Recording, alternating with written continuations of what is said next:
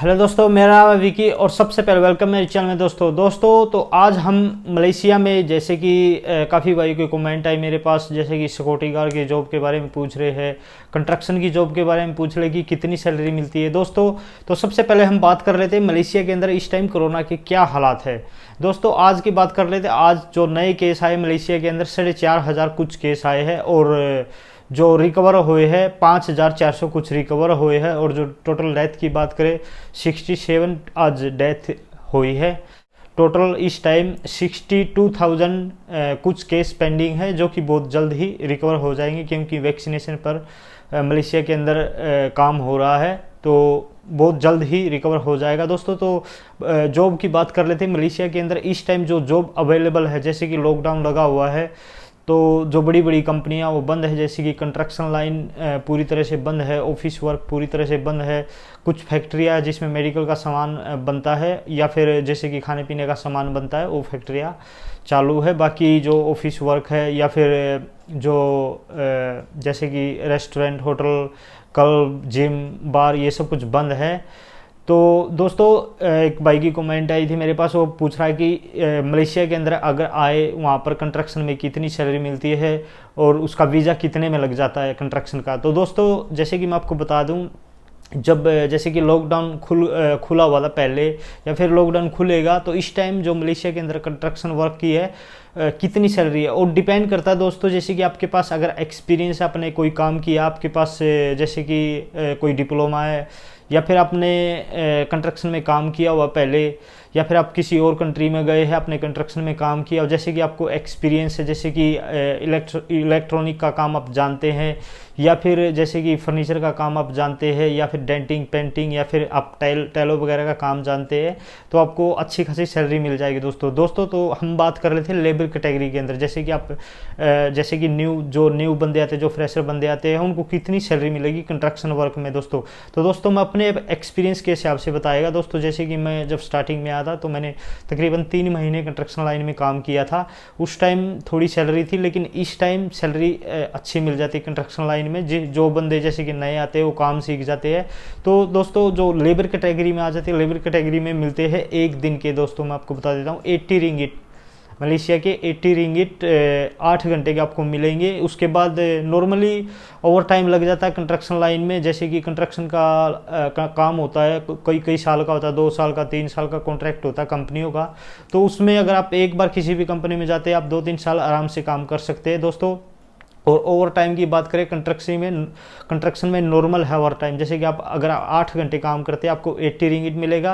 अगर आप 4 घंटे ओवर टाइम लगा लेते हो तो 1 घंटे का आपको 10 रिंगिट मिलेगा। दोस्तों आप मलेशिया में अगर कंस्ट्रक्शन में काम करते हैं तो आप एक दिन की जो नॉर्मली सैलरी, अगर आप 12 घंटे काम करते हैं तो आप 120 रिंगिट कमा सकते हैं। दोस्तों तो महीने के वो तकरीबन, अगर आप पूरा महीना लगाते हैं, जैसे कि उसमें अगर कोई बीच में पब्लिक हॉलीडे आ जाता है या फिर आप संडे को भी काम जाते हैं, उस दिन आपको डबल मिलेगा। दोस्तों तो कंस्ट्रक्शन लाइन में ये रूल रेगुलेशन है, अगर आप हॉलीडे वाले दिन काम पे जाते हैं या फिर संडे वाले दिन काम पे जाते हैं तो आपको डबल मिलेगा। दोस्तों और जो ओवर टाइम है वो भी आपको डबल मिलेगा। दोस्तों जैसे कि आपकी नॉर्मली सैलरी 80 रिंगिट मिलेगी आपको, तो उसको अगर आप हॉलीडे वाले दिन काम पे जाते हैं तो आपको डबल 160 रिंगिट मिलेगा। दोस्तों तो नॉर्मली अगर आप छुट्टी नहीं करते, पूरा महीना काम करते हैं, तो संडे के डबल लगा के आप महीने के 4,000 रिंगिट तक उठा सकते हैं। दोस्तों तो आप इंडिया का अगर आप कन्वर्ट करके देखेंगे तो ये 70,000 से ऊपर हो जाते हैं। दोस्तों जो इस टाइम इंडिया का रेट चला हुआ है 18 रुपये चला हुआ है 1 रिंगिट का।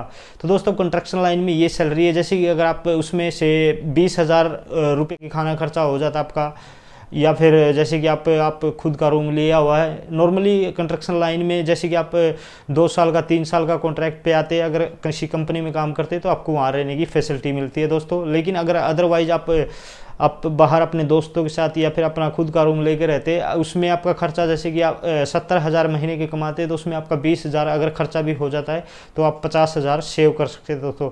दोस्तों लेकिन कंस्ट्रक्शन का काम थोड़ा हार्ड होता है क्योंकि मलेशिया के अंदर गर्मी है।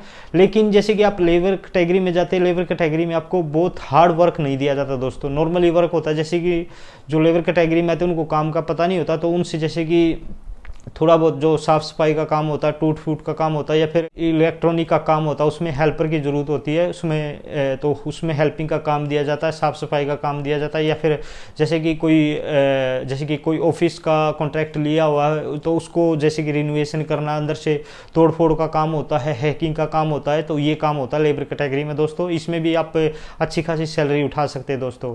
तो ये कंस्ट्रक्शन में इस टाइम की जो सैलरी मैंने बताई है 4000 रिंगिट तक आप कमा सकते हैं, लेकिन उसमें आपको हार्ड वर्क करना पड़ेगा दोस्तों।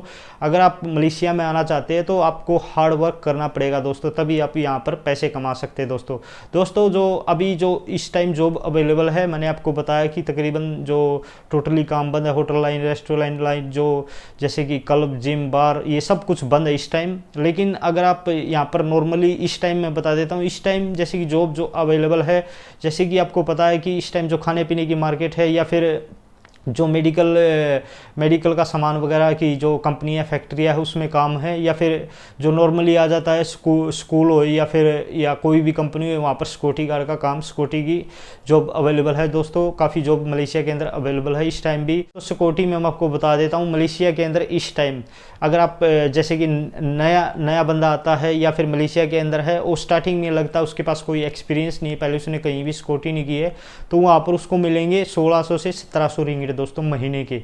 उसमें कई जगह आपको हॉस्टल की फैसिलिटी मिल जाती है, हॉस्टल भी प्रोवाइड किया जाता है। अगर वहाँ पर हॉस्टल नहीं दिया जाता तो आपको सैलरी 1800 रिंगिट तक मिल जाती है दोस्तों। उसमें खाना आपका खुद का होता है, सिक्योरिटी का काम कुछ नहीं होता दोस्तों, बैठा रहना है। जैसे कि कई जगह स्कूलों या कंपनियों के अंदर जो बॉस वगैरह आते हैं, जो गेट होती है, जो वहाँ पर कौन सी होती है, उसके अंदर बैठा रहना है। यहाँ पर जैसे कि मैं आपको बता दूँ, काफ़ी अच्छी टेक्नोलॉजी है, रिमोट कंट्रोल से जैसे कि आप गेट खोल सकते हैं, बंद कर सकते हैं दोस्तों। जैसे कि बॉस की गाड़ी आती है तो आप रिमोट वहाँ पर यूज़ कर सकते हैं, आपको बाहर जाके गेट खोलने की भी ज़रूरत नहीं पड़ेगी दोस्तों।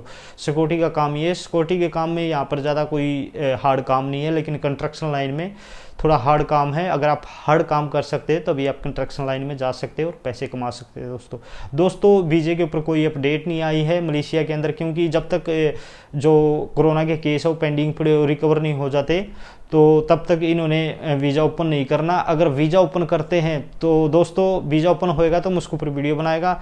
तो सबसे पहले दोस्तों, जैसे कि मैं आपको बता देता हूँ, जैसे कि जो भाई इधर से जाना चाहते हैं, जिनके पास वीज़ा नहीं है, तो उनके लिए सबसे पहले फ़्लाइट ओपन होएगी जी। या फिर जो मलेशिया के जो सिटीजन है, किसी दूसरी कंट्रियों के अंदर फंसे हुए हैं, वहाँ से आना चाहते हैं, जैसे कि इंडिया लगा ले या फिर पाकिस्तान या कोई भी कंट्री लगा ले जहाँ पर सिटीजन मलेशिया के फंसे हुए हैं, सबसे पहले उनके लिए फ़्लाइट ओपन होएगी। या फिर जो यहाँ से जाना चाहते हैं, अगर फ़्लाइट ओपन हो जाती है तो जाहिर सी बात उसमें वीज़ा ओपन होने के चांस हो जाते हैं, क्योंकि काफ़ी दूसरी साल हो गए हैं फ़्लाइटें पूरी तरह से स्टॉप की हुई है, कभी खोल देते कभी बंद कर देते।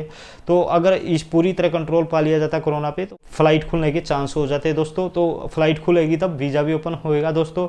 तो आपको थोड़ा सब्र करना पड़ेगा दोस्तों। आप मलेशिया में आएंगे, जो भाई मलेशिया में आना चाहते हैं, कंस्ट्रक्शन लाइन में काम करना चाहते हैं या फिर सिक्योरिटी लाइन में काम करना चाहते हैं, तो आप कर सकते हैं दोस्तों। जब वीज़ा ओपन होएगा आपको पता लग जाएगा, मेरे वीडियो भी बनाने की ज़रूरत नहीं पड़ेगी, लेकिन मैं फिर भी मैं आपके लिए वीडियो बनाएगा, आपको बताएगा दोस्तों जब वीज़ा ओपन होएगा। तो दोस्तों वीज़े की बात कर लेते हैं, मलेशिया के अंदर कौन सा वीज़ा जैसे कि कौन सी कंट्री को लाओ दोस्तों, मैं आपको बता देता हूँ। जो सिक्योरिटी लाइन में आ जाता है दोस्तों, सिक्योरिटी के अंदर जो नॉर्मली है, इंडिया, पाकिस्तान, बांग्लादेश, श्रीलंका, अफ़गानिस्तान, इन कंट्रियों के लिए सिक्योरिटी की जॉब अवेलेबल नहीं है यहाँ पर।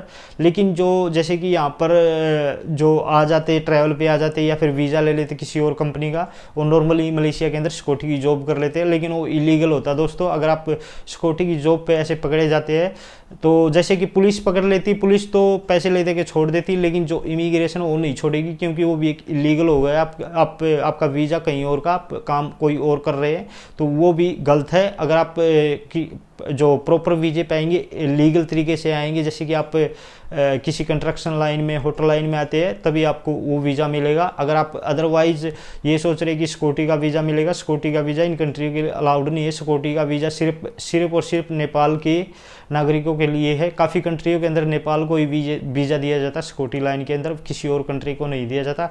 लेकिन यहाँ पर मलेशिया के अंदर काफ़ी अपने इंडियन भाई, पंजाबी भाई, पाकिस्तानी से भी और बांग्लादेश से भी काफ़ी सिक्योरिटी गार्ड करते हैं यहाँ पर सिक्योरिटी का काम, क्योंकि जो इस टाइम जो फ़्लाइटें रुकी हुई है, वीज़ा बंद है, तो नेपाल से वर्कर आ नहीं रहे, तो जो गवर्नमेंट ने भी यहाँ पर परमिशन दी हुई है, जब तक इस पे जो सिचुएशन है इस टाइम कोरोना की, उस पर कंट्रोल नहीं पा लिया जाता, तो नॉर्मली सभी लोग जॉब कर रहे हैं। क्योंकि कई महीने से रूम पे बैठे हो गए लोग, जिन काफ़ी भाइयों के पास तो जॉब भी नहीं, जैसे कि जो कंस्ट्रक्शन लाइन में जॉब करते थे वो फिलहाल रूम पे बैठे हुए हैं। क्योंकि उनको जैसे कि थोड़ी सैलरी पे काम नहीं कर सकते, उनको पता है कि वहाँ पर ज़्यादा पैसे बनते हैं, तो जाहिर सी बात वो थोड़ी सैलरी पे काम नहीं करेंगे दोस्तों। तो ये जानकारी थी दोस्तों सिक्योरिटी जॉब की और कंस्ट्रक्शन लाइन की जॉब की। दोस्तों मैंने आपको सैलरी बता दी है। जो सिक्योरिटी की जॉब में आप 1700 से 1800 महीना इस टाइम मलेशिया के अंदर सैलरी चली हुई है। कंस्ट्रक्शन लाइन में आपके वर्क के ऊपर डिपेंड करता है दोस्तों। अगर आप अच्छा खासा आपके पास एक्सपीरियंस, आप काम कोई भी जानते हैं, तो नॉर्मली जैसे कि आप अगर काम जानते हैं, काम में आपको नॉर्मली मैं आपको बता देता हूँ, जैसे कि लेबर कैटेगरी की मैंने 80 रिंगिट सैलरी बताई थी। अगर आप काम जानते हैं कोई भी, तो नॉर्मली आपको 120 रिंगिट मिलेगा 8 घंटे का दोस्तों। उसके बाद ओवर टाइम आपके डिपेंड करता है, आप ओवर टाइम लगाते हैं या नहीं लगाते। आप 150 से 200 रिंगिट भी एक दिन के कमा सकते हैं दोस्तों, अगर आप काम जानते हैं। तो ये जानकारी थी दोस्तों। वीज़ा ओपन हो गया, मैं उसके ऊपर वीडियो बनाएगा दोस्तों। तो दोस्तों एक रिक्वेस्ट है आपसे, मैं इतनी मेहनत करके आपके लिए वीडियो बनाता हूँ, आपके लिए जो जानकारी इकट्ठी करके आपको बताता हूँ, तो दोस्तों प्लीज़ आपका फ़र्ज़ बनता है मुझे सपोर्ट करें, मेरे चैनल को सब्सक्राइब करें अगर आप मेरे चैनल पर नए तो दोस्तों आशा करता हूँ आपको मेरा वीडियो पसंद आएगा। तो दोस्तों मिलते हैं अगले नए वीडियो के साथ, तब तक आपको बहुत बहुत धन्यवाद। जय हिंद दोस्तों, वंदे मातरम, टेक केयर दोस्तों।